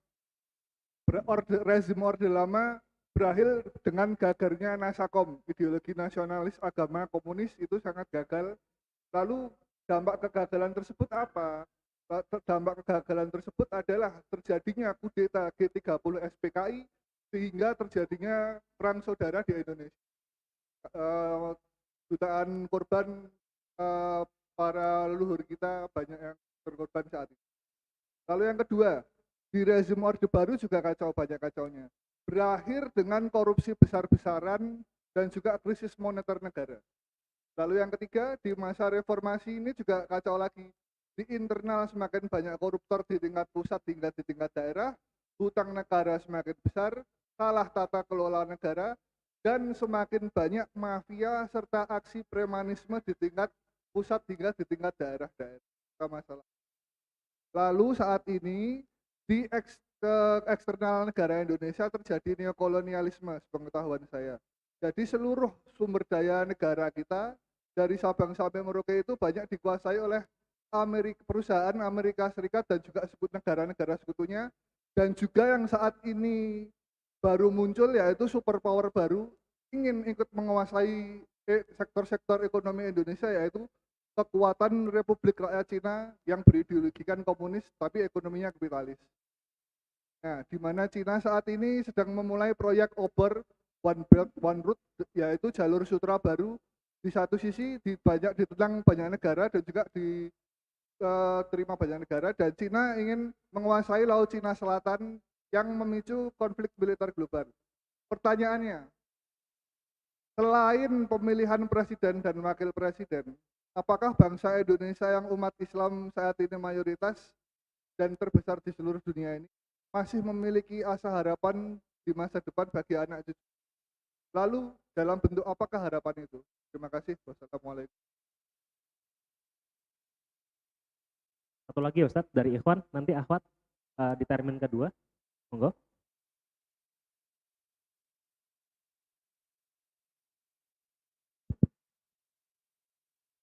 Bismillahirrahmanirrahim. Assalamualaikum warahmatullahi wabarakatuh. Perkenalkan, nama saya Denny Ramdhani, saya dari Magelang. Baik, kalau saya melihat situasi dan kondisi saat ini terkait dengan secara global ada the Great Reset, tentunya didorong sama situasi VUCA, volatile, uncertain, complexity, and ambiguity.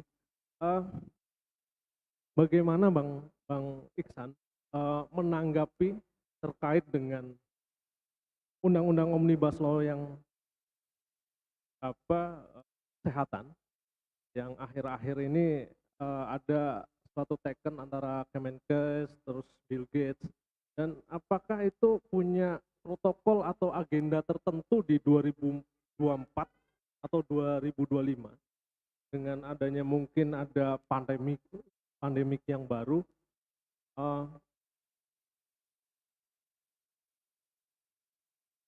dengan kita tahu sebelumnya yang namanya COVID kita didikte habis-habisan. Baik, terima kasih. Bagaimana solusinya, Bang Nursi? Assalamualaikum warahmatullahi wabarakatuh. Baik, Ahwat sekalian Ustadz. Ada tadi yang angkat tangan? Oh ya, silahkan.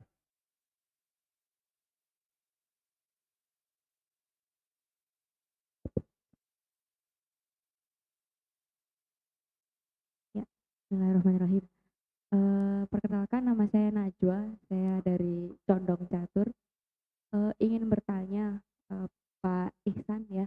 Jadi berdasarkan data yang sudah dipaparkan tadi dan kemudian kemarin juga sempat membaca data tentang press release-nya BPB bahwa sebenarnya indikator negara gagal itu adalah ketika jumlah bunga dari hutang negara, hutang luar negeri negara itu lebih besar dari anggaran setiap bidang kementerian, misalnya kesehatan gitu ya. Nah, ternyata tercatat bahwa bunga utang negara kita itu lebih besar daripada anggaran kesehatan gitu di APBN yang sekarang gitu. Maka sebenarnya ini sudah clue dari PBB sendiri untuk mengklasifikasikan bahwa Indonesia itu adalah negara gagal gitu. Tapi anehnya PBB sendiri itu terus-terusan mengeluh-elukan kinerja Menteri Ekonomi ya kan, Menteri Keuangan kita gitu. Nah, sebenarnya ada apa di balik ini semua? Selain indikator yang diberikan PBB itu sudah jelas, tapi di sisi lain Menteri Ekonomi kita juga dipuja bisa-bisan oleh PBB gitu. Apakah ini ada pengaruh lain selain pengaruh ideologi? Karena kalau saya lihat memang segala sesuatu itu pasti akan bercampur dengan ideologi kan. Nah, tapi sayangnya Indonesia sendiri ideologinya nggak jelas gitu. Entah ini kapitalis, apa ini sosialis gitu. Kadang juga kita juga bingung. Yang jelas mungkin Islamnya nggak kelihatan gitu. Baik, yang saya tanyakan itu tadi Pak. Apa yang membuat langkah PBB ini sebagai sebuah lembaga dunia itu menunjukkan kepada dunia sendiri bahwa ada inkonsistensi dalam press release-nya sendiri gitu Pak. Terima kasih. Assalamualaikum warahmatullahi wabarakatuh. Baik, Robana Zidna Ilman. Bapak Ibu sekalian, pertanyaan terakhir dari Ahwat ini menarik. Karena utang terhadap PDB saja diubah oleh PBB, diubah oleh Bank Dunia, dari utang terhadap PDB sebesar 30, dinaikin jadi 60%. Apa poinnya? Anda ditetapkan untuk tetap menjadi sapi perah. Lalu Anda kemudian dengan bangga membanding-bandingkan dengan Amerika. Indonesia utang terhadap PDB-nya hanya 34,8%, Amerika 114%, Jepang lebih besar lagi. Itu kan berarti kita masih aman. Itu ngomong. Dia lupa bahwa baik Amerika maupun Jepang punya tagihan luar negeri. Ngerti maksudnya? Ada tagihan luar negerinya. Sekarang pertanyaan, Indonesia punya nggak tagihan luar negeri? Halo? Indonesia punya nggak tagihan luar negeri? Nggak ada. Apaan tagihan luar negeri? Nah, dijawab oleh teori moneter. Jadi kalau Anda bilang saya lebih banyak Pak ekonom kiri, enggak. Saya fair. Dijawab dengan hukum yang disebut dengan externality volatility. Tingkat kerentanan eksternal. Dari sudut tingkat kerentanan eksternalitas ada 5 ukurannya. Salah satu ukurannya adalah besarnya ekspor yang Anda lakukan terhadap utang. Itu ukuran kaum moneter dengan kaum fiskal dipakai. Dari sini diukur kemudian seberapa besar kemampuan Anda membayar hutang dengan menuju kemampuan ekspor. Maka kemampuan bayar hutang tadi dilihat berdasarkan cadangan devisa yang dipunya, maka dengan ekspor sekian Anda tetap mampu bayar hutang dalam hitungan sekian bulan ke depan. Sekarang pertanyaan berikutnya, basisnya apa? Basisnya ekspor. Ekspornya apa? Ketika basisnya ekspor apa lain. Ada soal barang mentah, ada soal hasil smelter. Gitu ngelihatnya. Jadi tetap aja kita, misalnya contoh tadi pertanyaan Anda, kalau pakai PBB, Guterres menyatakan, jika bayar bunga jauh lebih besar daripada anggaran kesehatan, maka negara itu negara gagal. Anda baca bukunya Daron Acemoglu nggak, Failed State? Failed state itu membuat indikator panjang sekali tentang negara-negara gagal. Daerah lagi ini orang Turki yang ada di Harvard. Dia bikin judul buku negara gagal. Diambil oleh Guterres, Sekjen PBB, untuk menunjuk sejumlah negara yang ada di Afrika dan kemudian terkena Indonesia dengan membandingkan bayar bunga dengan anggaran kesehatan. Saat yang sama,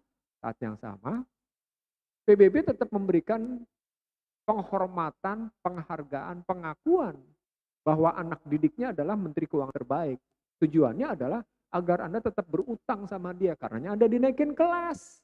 Dari lower middle income menjadi upper middle income. Tadi kan udah saya bilang, pergeseran kelas dari lower middle income ke upper middle income berdampak pada persoalan Anda makin membutuhkan peningkatan pendapatan. Peningkatan pendapatan cuma dua, tax sama namanya utang. Kalau tax ratio-nya nggak naik, tax pendapatan nggak naik, Anda mesti ngapain? Utang, nggak ada cara lain. Itu yang disebut dengan debt trap sebenarnya. Poinnya adalah dari jawaban ini, saya ingin mengatakan sama Anda, tidak sepenuhnya sebenarnya bisa kita pakai ukuran-ukuran barat. Tadi yang nanya saya Iqbal, pakai indikator-indikator ekonomi kiri. Michael Hudson itu bukan ekonom kiri. Joseph Stiglitz itu bukan ekonom kiri. Paul Krugman itu bukan ekonom kiri. Thomas Piketty itu bukan ekonom kiri. Robert J. Gordon itu bukan ekonom kiri. Saya pakai semuanya. Mereka sendiri yang ngakuin. Iya ya, barat bego, salah kita. Michael Hudson bahkan menyebut, G is junk. Lu tuh sampah. Itu judul bukunya. Dia bukan ekonom kiri. Krugman jelas kok pendukung liberalis. Tapi dia sebut situasi abnormal yang berulang-ulang berjalan terus, maka dia menjadi normal. Namun normal yang tidak abnormal. Itu teorinya Krugman. Ketika sebuah negara punya ketergantungan pada keadaan-keadaan ekspor atas barang hidup yang banyak. Itu teorinya Krugman ketika terima Nobel ekonomi. Teorinya Stiglitz juga terbalik melihatnya. Hingga seluruh negara Amerika, seluruh universitas bergengsi di Amerika, sibuk mendirikan disebut dengan pusat kajian ketimpangan, Inequality Center. Semua universitas bergengsinya. Diikuti dengan kajiannya Thomas Piketty. Emang ekonom kiri dia? Bukan. Saya pembaca kiri, saya pembaca kanan. Tapi bacaan saya bukan kiri kanan, pembacaan saya Al-Quran. Lebih enak gue baca. Oh begini, ngeliatnya begini. Rabas aja. Ya, jadi kalau ekonom semacam Sri Mulyani gitu kan wajar. Sri Mulyani yang sukses mengubah pasal 33 menjadi pasal 33 ayat 4 yang diterapkan. Jadilah kita kayak sekarang. Salah satu tokohnya adalah Sri Mulyani. Saya tidak sedang gibah, saya tidak sedang fitnah. Tokoh UGM-nya mengundurkan diri, namanya Mubiarto. Tokoh UI-nya ada dua.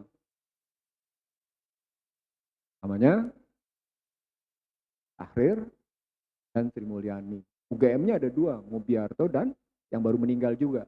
Siapa namanya yang baru meninggal? Adi Ningsih. UGM 2. Kalau Sofyan Effendi bilang, perekonomian negara ini berantakan cuma karena dua kampus katanya. Kampus Jogja sama kampus Depok. Itu Sofyan Effendi ngomong. Dan saya, Sofyan yang ngomong. Gitu.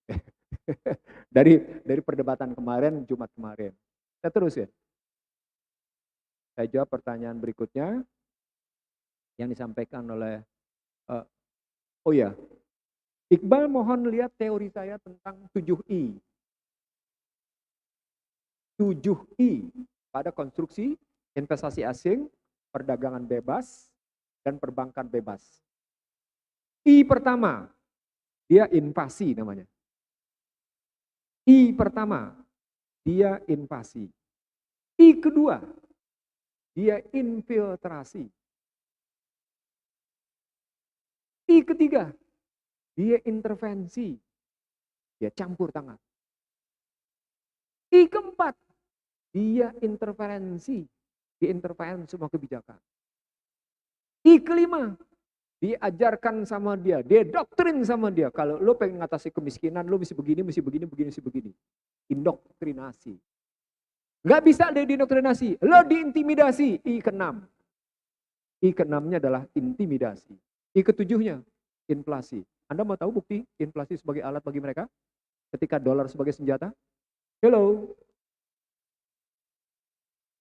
Arab Spring 2010, kata kuncinya adalah inflasi. Jatuhlah yang namanya Tunisia. Jatuhlah yang namanya Mesir. Jatuhlah sejumlah 6 negara Jazirah Arab jatuh semua berantakan. Termasuk Libya. Arab Spring. Basis utamanya adalah inflasi. Kata kuncinya adalah dolar sebagai senjata. Karena itu dilawan oleh BRIC. BRIC mencoba buat mata uang baru. Tadi yang saya bilang 2008 itu dan 2015 memunculkan kesadaran betapa pentingnya meninggalkan dolar Amerika, sistem pembayaran Amerika, dan neoliberal system. Itu teori saya tentang 7I. Itu untuk Iqbal sebagai tambahan. Sekarang saya terusin tadi pertanyaan Pak Fazar. Pak Fazar bilang ini semuanya sudah karut-marut dari sejak awal, lebih banyak karut-marutnya. Lalu Islam mesti punya harapan enggak? Saya jawab dulu secara spiritual, Pak Fazar dan Bapak Ibu sekalian. Saya berulang kali menyatakan di mana-mana, Islam mengajarkan dua hal. Cara pandang positif, cara pandang husnuzon, tetapi saat yang sama, cara pandang positif, cara pandang husnuzon itu diikuti dengan cara pandang waspada. Mana lebih kuat? Imbang. Apa indikatornya? Sederhana. Sihron. Zahron. Tahu nggak sihron, zahron? Dakwah tertutup. Dakwah terbuka. Lalu hijrah itu karenanya Nabi tidak ingin membalas Taif. Itu cara pandang positif. Tapi sekaligus dia waspada. Karena itu begitu kembali ke Mekah, kan Nabi sudah hijrah itu saat itu. Dia minta tolong juga sama tokoh, saya lupa namanya. Dan dia kembali ke Mekah. Itu waspada. Dan ketika hijrah, yang dilakukan pertama adalah memperbaiki modal sosial antara muhajirin dan ansor. Itu husnuzon. Saat yang sama, dia benarkan Utsman bin Affan membeli air. Itu sikap waspada karena hajat hidup orang banyak. Jadi saya ingin katakan pada Bapak Ibu sekalian, Islam mengajarkan kedua cara pikir, cara pandang. Husnuzon, cara pandang positif, makanya Tuhan Allah itu tergantung pada prasangka kalbu kita. Betul ya? Itu berarti kita diajarkan untuk husnuzon. Tapi pada saat yang sama kita waspada. Kenapa waspada? Karena gangguan setan tiap detik. Logis nggak jadinya? Jadi cara pandang husnuzon itu perspektifnya kehadapan Allah. Sikap waspada itu karena gangguannya per detik. Apa indikatornya ini? Handphone. Ayat menyatakan musuh kamu ada di depan, ada di belakang, ada di kanan, ada di kiri. Dia mengganggumu dari rasa kelaparan, kehausan, kekurangan, ancaman. Dia bisa melihat kamu, tapi kamu dia bisa lihatnya. Sekarang pakai ini. Lo bisa tahu nggak siapa yang ngelihat lo? Lo kelihatan di mana? Karena lo punya kamera. Lo nggak tutup kamera lo. Lo nggak matiin. Kamera depan lo hidupin, ke monitor. Posisi lo ke monitor, karena lo hidupin lo. Kan pasti pakai lokasi kan? Lokasi dihidupin kan? Karena suka mesen Gojek segala macam atau suka makan masakan kan? Pasti pakai lokasi kan? Anda berarti ngasih tahu Anda di mana. Anda ngasih tahu Anda bagaimana karena pakai gini. Ini jadi musuh. Sudah konkret itu musuh menurut Al-Quran. Dari situ kita disuruh pandang positif. Apa positifnya? Lo pakai alat juga ini sebagai ngelawan mereka. Itu yang dilakukan oleh Hamas kemarin. Ketika melawan Benyamin Netanyahu. Jadi waspada terjadi, husnuzon terjadi. Sesungguhnya sangat tergantung sekali pada tingkat kecerdasan kita, Pak Fazar. Sampai seberapa jauh kita memahami tingkat husnuzon kita dengan tingkat kewaspadaan kita. Dan itu tiap detik kondisinya. Jadi saya tidak sedang menularkan cara berpikir pesimis, tapi justru saya sedang menularkan cara berpikir yang optimis, tapi sekaligus waspada. Saya begini kurang lebih sudah lebih dari 35 tahun. Dua itu. Saya terkadang dipandang orang sebagai pesimistik. Saya senyum, berarti dia tidak kenal gua. Karena saya tidak sedang menularkan pesimistik. Saya justru sedang menularkan cara berpikir optimis. Karena harus kita selesaikan pertanyaan Anda, bagaimana solusinya? Solusinya balik. Dua solusinya. Tu anfusakum wa ahlikum nar. Apa yang kedua? Apa yang kedua? Wa'tasimu bihabil jami'a wa la tafarruqu. Wadzkurum wa nikmati alaikum. Jangan pernah putus silaturahim. Pegang silaturahim dan ingatlah nikmat. Nah, begitu ingat nikmat, berarti kita mesti jaga betul keseluruhan aqdun bil qalbi kita, lisan kita dan arkan kita sebagai bentuk nikmat. Berkaitan yang sama pertanyaan Anda soal COVID. Saya karena di sini keterbatasan. Saya sudah bikin desain sesungguhnya. Saya orang pertama di Indonesia yang menyebut bahwa akan terjadi, ini sudah viral, bukan mungkin viral, bukan mungkin sudah viral, memang sudah viral. Bahwa 2024 akan ada serangan yang lebih mematikan dari COVID-19. Dan itu kemudian dibuktikan oleh pernyataan Bill Gates dan dibuktikan oleh Tedros Adhanom Ghebreyesus. Pernyataan itu. Dasar saya sederhana. Dasar saya adalah amandemen International Health Regulation yang diusulkan oleh Pfizer dan Amerika. Saya punya dokumennya, kalau Anda mau saya kirimin. Itu. Kalau gitu sekarang bagaimana cara ngatasinya? Karena sudah berlaku omnibus law kesehatan, ya kedaulatan kesehatan kita sudah kita serahkan kepada Badan Kesehatan Dunia. Karena persoalan pokoknya, bisa kita ngelawan? Bisa nggak ngelawan? Berdasarkan cara pandang positif, bisa nggak ngelawan? Bisa nggak? Bisa. Gitu dong, bisa. Tidak mungkin berlaku mizan. Tahu mizan? Tidak mungkin berlaku wasatan. Tidak mungkin tidak berlaku wasatan. Tidak mungkin tidak berlaku mizan. Tidak mungkin tidak berlaku yang namanya hukum perbedaan kutub dalam magnet.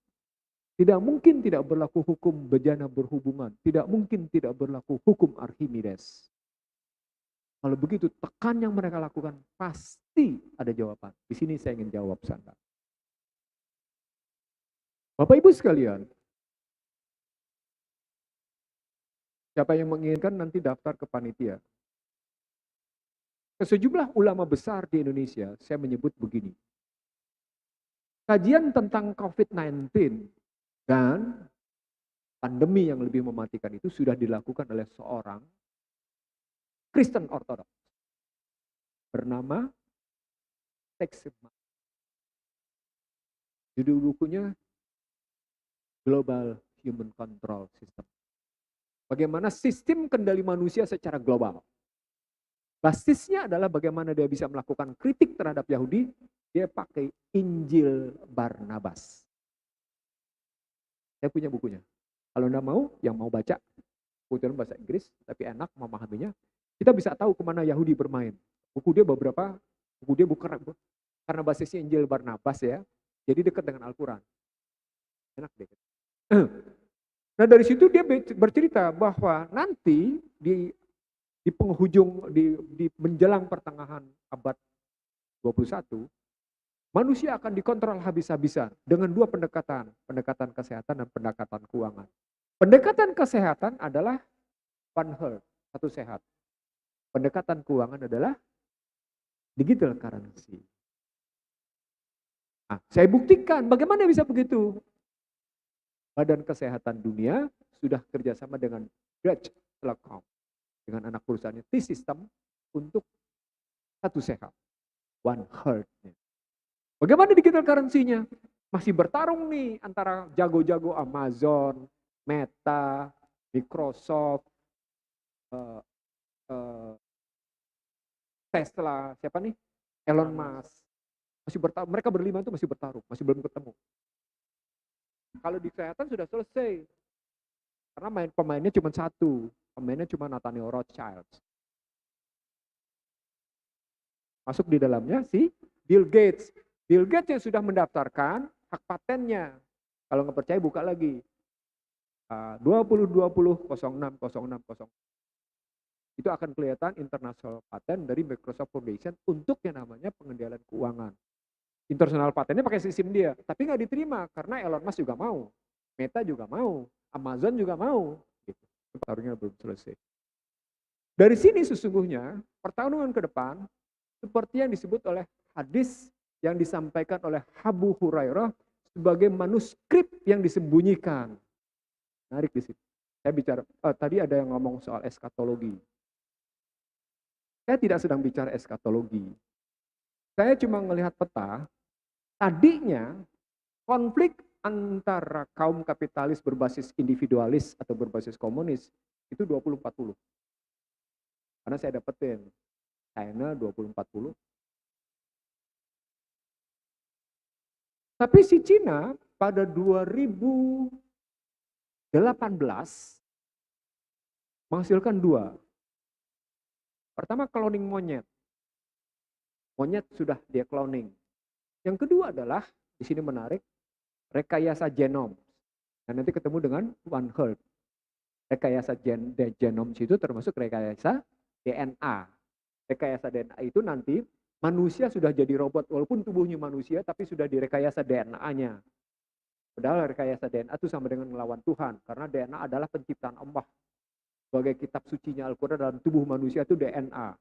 Ya, itu direkayasa. Apa indikatornya nanti rekayasa DNA tadi? Manusia tidak punya lagi rasa kemanusiaan.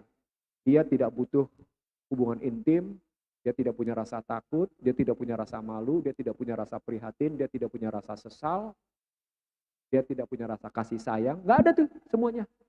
Direkayasa. Dilakukan oleh Cina. Protes Barat. Itu 2018 ke 2019. Protes habis-habisan.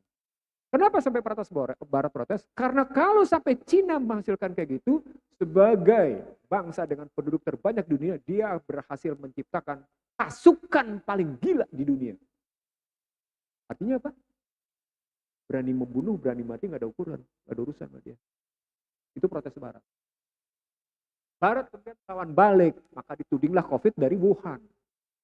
Itu lihat prosesnya. Tapi peristiwa 2018-2019 ini sesungguhnya mundur ke belakang pada peristiwa 2002. Ketika Amerika menuding Irak sebagai menggunakan senjata pemusnah massal berbasis kimia dan biologi. Weapon Mass Destruction.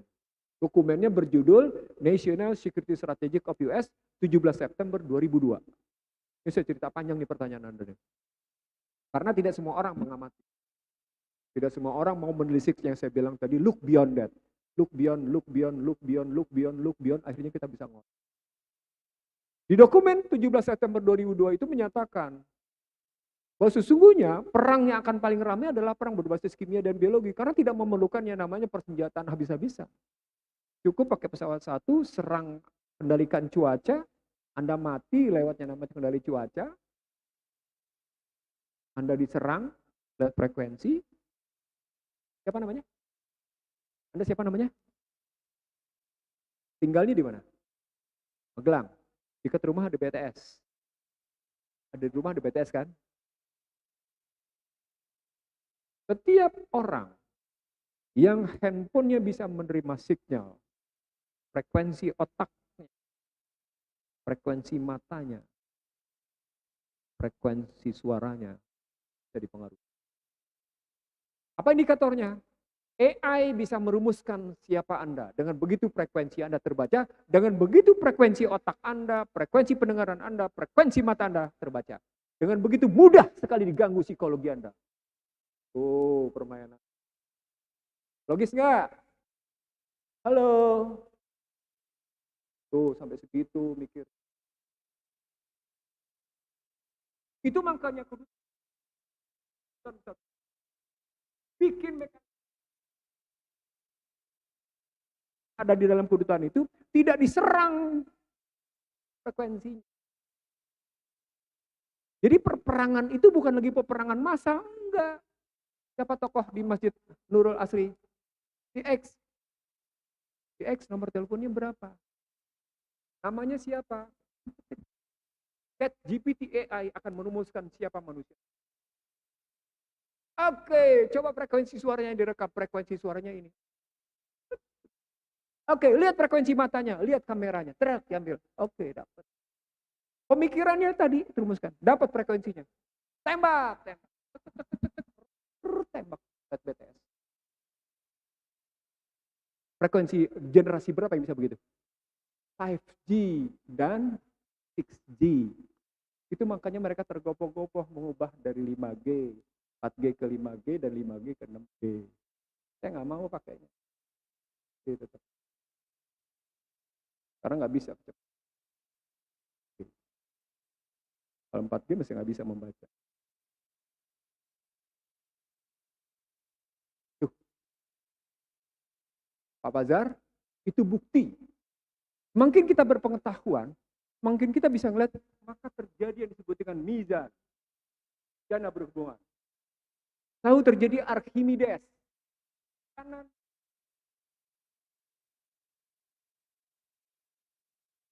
Lemah. Artinya tidak sembarang kita menerima begitu saja serangan mereka. Sepanjang kita mau menggunakan spiritual kita, intelektual kita, dan emosional kita dalam hudalil muttaqin. Ayo, apa bedanya Al-Baqarah ayat 12 dengan yang namanya 185? Alif Lam Mim Dzalikal kitabul la raiba fihi hudalil Syahrul Ramadan allazi unzila fihil Qur'an. Hudalil nas. Apa bedanya? Ayo. Udah sama-sama di Al-Baqarah. Ayo baca Al-Qur'annya gimana? Halo. Halo. Tuh, bukti. Kita bisa membaca, tapi literasi kita untuk melakukan kajian rendah.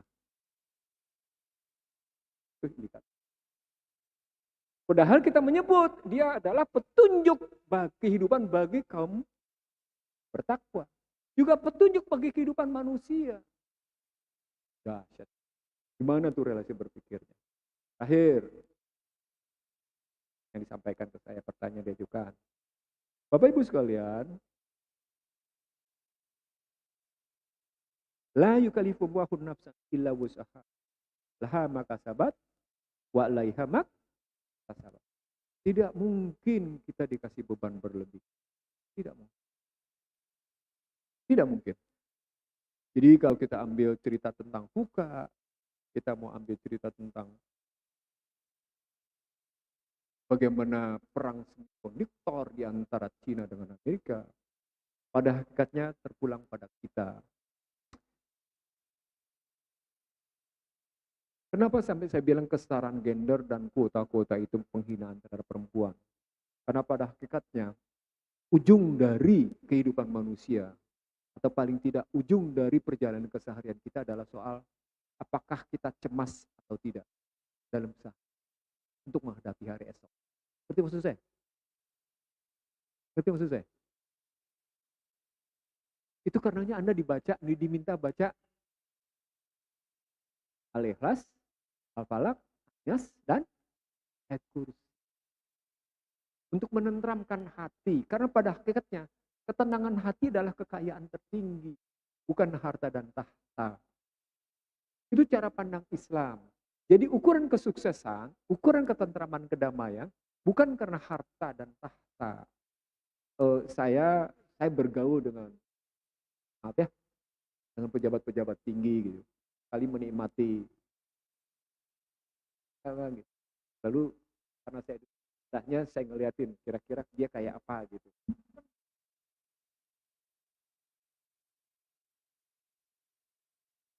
Oke, saat yang sama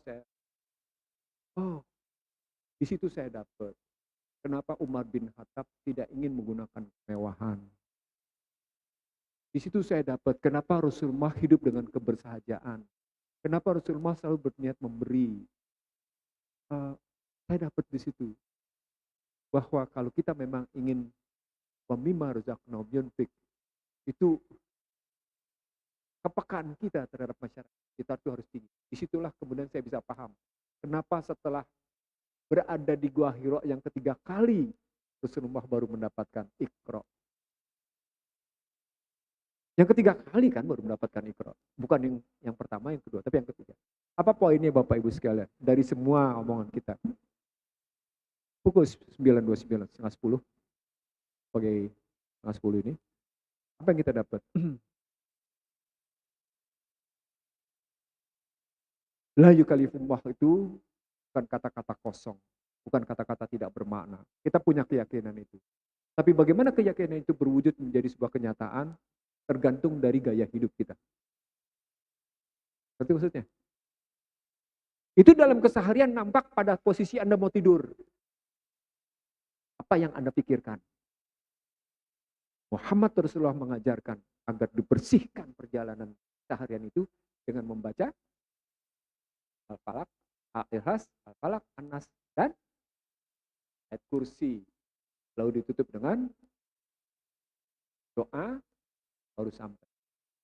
Salawat tutup dengan doa. Begitu juga sesungguhnya kematian kita nanti.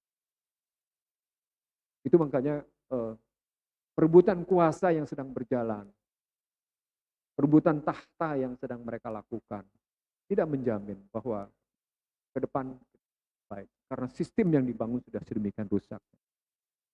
Untuk mengatasinya pilihannya cuma 3. Ada level mana kita berada? Pertama, level kita berada sekarang di lingkungan kaum Masjid Nurul Asri. Maka perbaiki lingkungan Masjid Nurul Asri. Kaum Masjid Nurul Asri harus diperbaiki. Hubungan silaturahimnya. Wa mimma rozaknahum yunfiknya. Itu bukan nafkah rezeki saja yang diperbaiki ya. Jadi bukan sekedar nafkah rezeki, nafkah lain-lain juga termasuk. Termasuk nafkah berbagi perhatian. Bagi di situ. Jadi level mana kita berada. Yang kedua, karena tadi sarannya adalah ku anfusakum wahlikum nar. Tadi saya tanya sama ketua Amir Masjid, biasanya katanya dibikin pada di maghrib. Teruskan Pak, saya biasanya bukan maghrib, saya baru ini saya ngisi Ba'da Isya, saya kira yang kelima. Ya, selebihnya saya biasa mengisi Ba'da Isya di Medan. Karena biasanya cuma ngisi Ba'da subuh sama Ba'da zuhur. Ke Medan karena saya keliling dakwah, diisi juga pada Ba'da Isya. Nah kalau sudah ini kan saya nggak tahu Bapak Ibu sudah makan apa belum. Kan saya risau juga, saya tanya pada panitia, nih Ba'da Isya ibu-ibu mau udah makan apa belum? Ntar pikirin makan, jelis ilmunya jadi kacau gitu. Pikiran saya begitu. Ya. Jadi ku anfusakum wa ahlikum narnya kayak gitu. Wa tasimunya dijahit dalam tadi kesamaan pandangan ke depan. Nah kesamaan pandangan ke depan itu menjadi penting agar kita kemudian tidak dipecah belah. Saya dengerin imam tadi sholat maghrib, saya bisa melihat Masjid Nurul Asri ini kayak apa. Tapi ke tempat lain kan mungkin bukan begitu gitu. Gak jauh-jauh di Jogja juga. Nah sudah itu saudara kita yang apa-apa kita terima. Apa poinnya? Kita menikmati golongan-golongan kita. Itu masalah. Firqah kita, hizb kita terjadi. Kita lebih membanggakan kita berada di kelompok ini daripada tak boleh begitu. Saya ingin mengatakan sama Anda sekalian, kita boleh berbeda tapi hanya pada level fungsional dan instrumental. Kita tidak boleh berbeda dalam perspektif nilai dan kebijakan dasar. Kita boleh berbeda secara teknologi, sama seperti Anda mungkin menggunakan Apple atau Anda menggunakan yang namanya Lenovo atau Anda menggunakan mungkin Huawei atau apalah terserah. Beda instrumentatif. Fungsinya juga berbeda. Yang satu fungsinya untuk ini. Tapi secara nilai mestinya tidak berbeda. Apa yang tidak berbeda? Ya kita tidak ngambil yang jorok-jorok dong di situ. Itu loh contohnya. Kita ngambil ilmu yang bermanfaat dong di situ. Itu contohnya. Nah itu yang bisa saya sampaikan. Oke, baik. Terima kasih Pak Nursi terkait materinya. Luar biasa.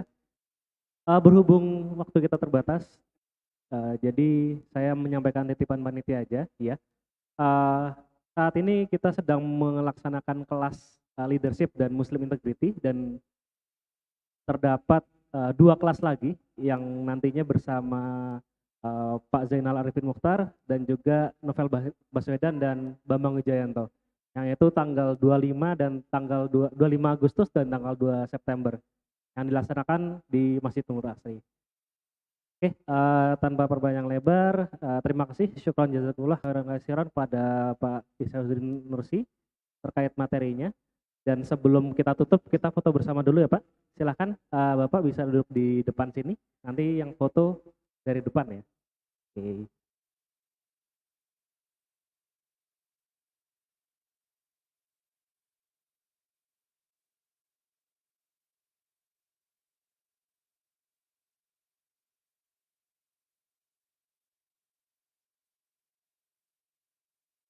Oke, dia Bapak ya. 1,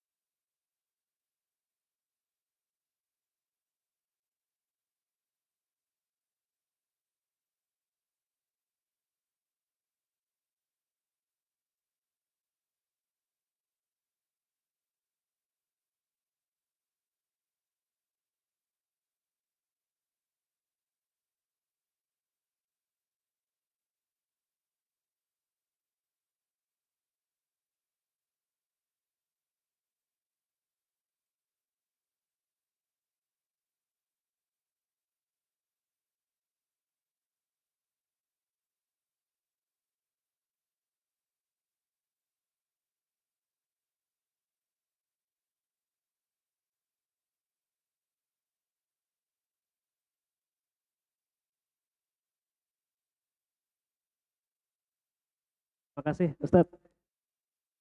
Kita akhiri pengajian pada malam hari ini dengan baca hamdalah. Oh iya, silahkan. Saya tutup dulu ya Pak. Kita akhiri dengan baca hamdalah dan doa kepada majelis. Alhamdulillahirobbilalamin. Subhanakallahumma wa bihamdika. Assalamualaikum warahmatullahi wabarakatuh.